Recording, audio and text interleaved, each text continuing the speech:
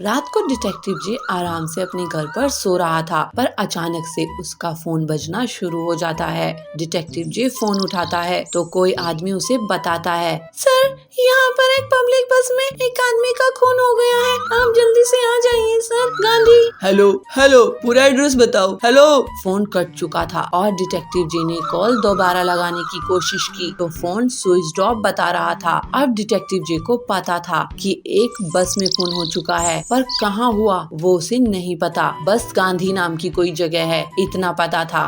दिल्ली में गांधी नाम से 4 जगह हैं। गांधी नगर, गांधी चौक, गांधी बस स्टॉप और गांधी रोड। थोड़ी देर सोचने पर डिटेक्टिव जे समझ जाता है कि उसे कहाँ जाना है। उसे दिल्ली बस स्टॉप जाना होगा, क्योंकि फोन करने वाले ने बताया था कि खून पब्लिक बस में हुआ है और दिल्ली में पब्लिक बस सिर्फ गांधी बस स्टॉप पर रुकती हैं। तो हो सकता है कि गांधी बस स्टॉप पर ही जाना हो। डिटेक्टिव जे एक भी मिनट वेस्ट नहीं करता, तुरंत अपनी कार की चाबी उठाता है और कार स्टार्ट करके गांधी बस स्टॉप के लिए निकल जाता है। कुछ ही देर में वो बस स्टॉप पहुंच जाता है तो वहाँ एक गार्ड खड़ा हुआ था जिसने डिटेक्टिव जे को फोन किया था। उस गार्ड ने उसे बताया, सर मैंने ही आपको फोन करके बुलाया था, पर मेरे फोन की बैटरी लो थी इसलिए वो स्विच ऑफ हो गया। तुमने क्या देखा था? सर मैं तो यहाँ अपनी ड्यूटी कर रहा था, लेकिन तभी मुझे गोली चलने की आवाज आई और मैं बस की तरफ भागा। अंदर आकर देखा तो इस आदमी का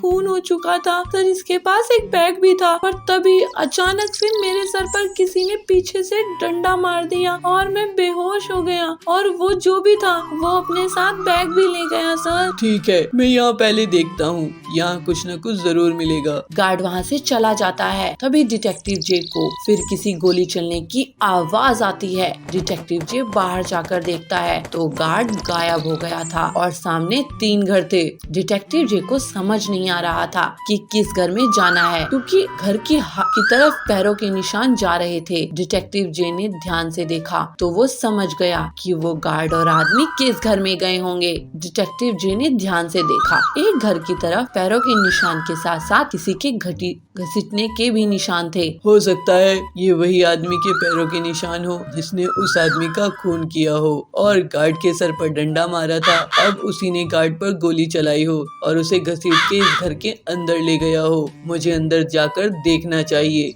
डिटेक्टिव जे घर के अंदर घुस जाता है। अंदर वो आदमी भी था। डिटेक्टिव जे ने एक जोरदार जंप करके उसके मुंह पर मारी और वो आदमी वहीं ढेर हो गया और उसने अपना जुर्म भी कबूल लिया। हाँ, मैंने ही मारा था उसे, क्योंकि मेरा उसके साथ दुश्मनी थी। वो मेरे पैसे चुरा कर भाग रहा था, इसलिए मैंने उसे मार दिया। डिटेक्टिव जे ने उसे पुलिस के हवाले कर दिया और केस सॉल्व कर दिया।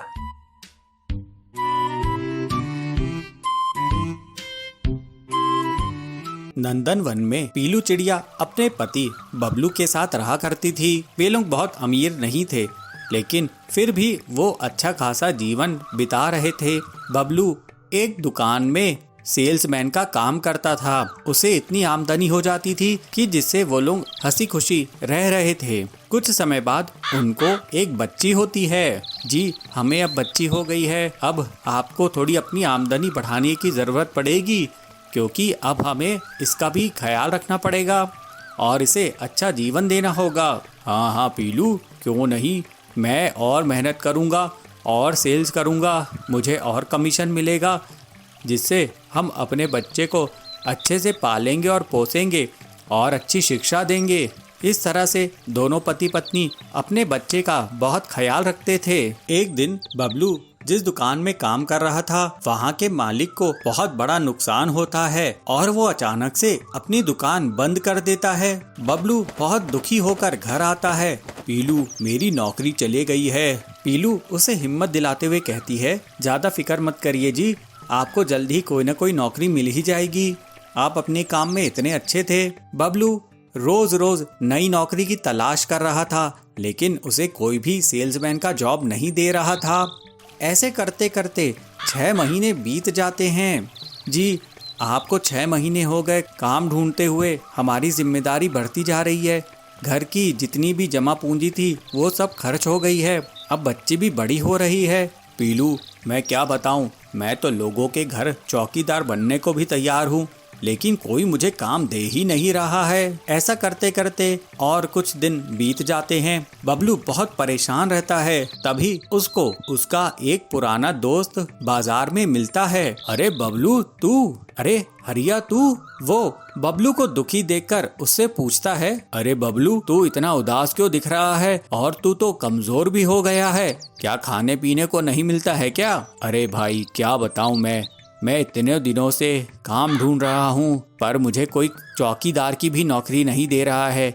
मेरी एक छोटी सी बच्ची है, हम तो खाने पीने के भी मोहताज हो गए हैं। ये सुनकर हरिया उसके साथ उसके घर आता है। बबलू अपने दोस्त को घर लेकर आता है और अपनी पत्नी से मिलवाता है। भाभी जी, वैसे तो मैं बबलू को बहुत समय से जानता हूँ। बबलू बहुत ही मेहनती है। हम लोग स्कूल में साथ पढ़ा करते थे और कॉलेज भी गए थे। फिर मैं विदेश चला गया था पढ़ने के लिए। अब मैं वापस आया हूँ और मेरा बहुत बड़ा साड़ी का काम है। अगर आप बुरा ना माने तो आप साड़ी बेच सकती हैं। मैं आपको महंगी महंगी साड़ी सप्लाई किया करूँगा, आप उनको औरतों को बेच दिया करेंगे। ये सुनकर पीलू बहुत खुश होती है, पर बबलू इस काम में ज़्यादा अच्छे हैं। देखिए भाभी जी, साड़ी अगर औरत औरत को बेचती है तब वो ज़्यादा बिक सकती है, इसलिए मैं तो यही कहूँगा कि आप साड़ी बेचने लगे। मैं लोकल तरीके से बबलू को अपनी दुकान में मैनेजर रख लूँगा। ये सुनकर दोनों पति पत्नी बहुत खुश होते हैं। बबलू पीलू को सेल्स करना सिखा देता है और पीलू अमीर अमीर औरतों के यहाँ जाकर साड़ी बेचने का काम करने लगती है और थोड़े ही समय पर पीलू बहुत सारी साड़ियाँ बेच देती है। इस तरह से उनका परिवार वापस से खुशहाल होने लगता है। बबलू साड़ी की दुकान में मैनेजर बन जाता है और पीलू सेल्स वुमन बन जाती है। बबलू अपने दोस्त हरिया को धन्यवाद देता है। हरिया भाई, तुमने हमारी बहुत मदद की है, मैं तुम्हारे लिए बहुत शुक्रगुजार हूँ। अरे क्या बात कर रहे हो बबलू, ये तो मेरा फर्ज है मेरे भाई। अब पीलू, बबलू और उनकी बच्ची हंसी खुशी अपना जीवन व्यतीत करने लगते हैं। उज्जैन नगर के जंगल में पीलू अपने पति बंटी कबूतर के साथ रहती थी। बंटी लोगों के घर जाकर उनकी गाड़ियाँ साफ करता था और पीलू एक पराठा चटनी का ठेला चलाती थी। पति और पत्नी बहुत मेहनती थे, लेकिन फिर भी गरीब थे। पीलू बर्तन में ही चटनी बनाती थी, जिसे उसे चटनी बनाने में बहुत समय लगता था। उसके पराठे चटनी बहुत ही स्वादिष्ट होते थे। गरीब उसके यहाँ पराठा चटनी खाते थे, लेकिन पीलू को चटनी बनाने में ज्यादा टाइम लग जाता था, जिसकी वजह से ग्राहक वहाँ से चले जाते थे। पीलू की आमदनी बहुत कम होती थी, वो मिक्सर ग्राइंडर नहीं ले सकती थी। उसकी दुकान के सामने कालू कौवा का भी पराठा चटनी का दुकान था। उसका खाना बहुत ही बेस्वाद होता था, लेकिन उसके पास मिक्सर ग्राइंडर होने की वजह से वो ज्यादा जल्दी चटनी बना लेता था। एक दिन बंटी एक अमीर चिड़ा टिल्लू के घर में इम्पोर्टेड कार की सफाई कर रहा था। तब उसे गलती से कार की टेल लाइट खराब हो जाती है, तो टिल्लू कहता है, बंटी, तुमने मेरी 50 लाख की इम्पोर्टेड कार की 25,000 की टेल लाइट तोड़ दी। अब मुझे 25,000 ला कर दो। तो बंटी कहता है, सर जी, मैं बहुत गरीब हूँ, मेरे पास पैसे नहीं है, मैं आपका नुकसान नहीं भर पाऊंगा।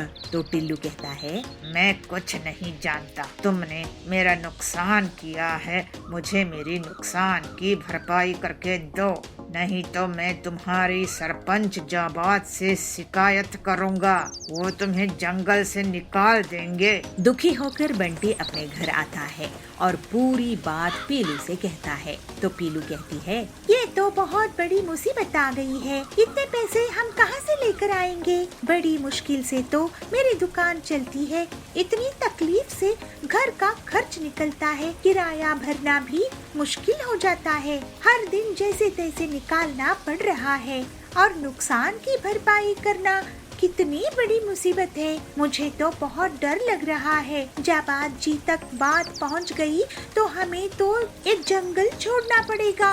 तो बंटी कहता है, मैं पैसे उधार मांगने की कोशिश करूंगा, हरिया से कुछ रुपए मांग कर लाता हूँ, वो ही हमारी मदद कर सकते हैं। मैं मैं भी आपके साथ चलती हूँ। ऐसे कहकर दोनों पति पत्नी दुखी मन से पैसे उधार लेने के लिए हरिया के पास चले जाते हैं।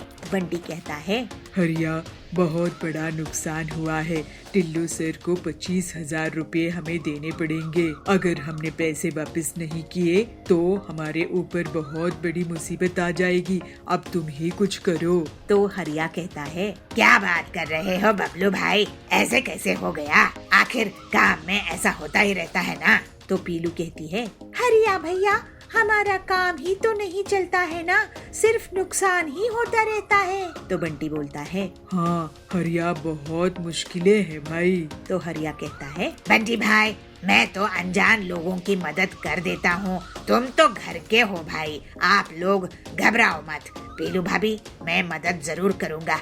वैसे पीलू भाभी, आपका पराठा चटनी का काम कैसे चल रहा है? तो पीलू कहती है, मेरे पास मिक्सर ग्राइंडर नहीं है भैया, कालू के पास है तो वो बहुत ज्यादा जल्दी चटनी बना लेता है और मैं अकेले इतना काम नहीं कर पाती हूँ।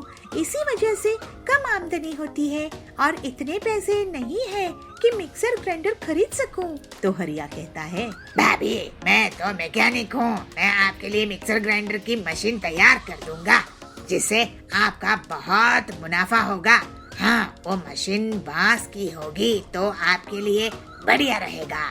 वाह हरिया भाई, अगर तुम हमें बांस की मिक्सर ग्राइंडर बनाकर दे दोगे तो हमारी मुसीबत ही हल हो जाएगी। आखिर गरीबों के पास भी तो मिक्सर ग्राइंडर होने चाहिए ना।